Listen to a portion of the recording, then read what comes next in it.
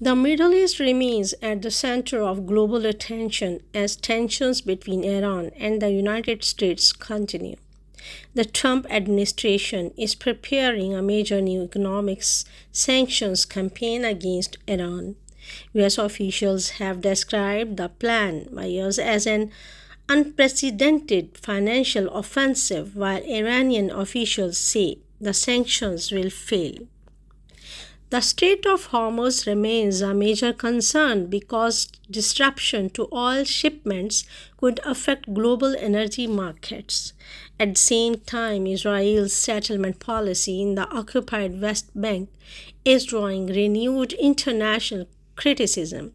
Israel has opened a tender for more than 1,200 housing units in the E1 settlement area, a development Palestinians and many international observers say could further fragment the West Bank.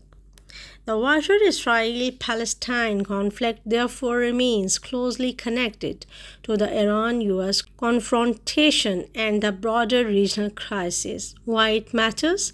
Developments involving Iran, Israel, Palestine, and the United States can affect regional security, oil prices, shipping, migration, and the global economy. Migration and border security remains important issues for Greece and the European Union.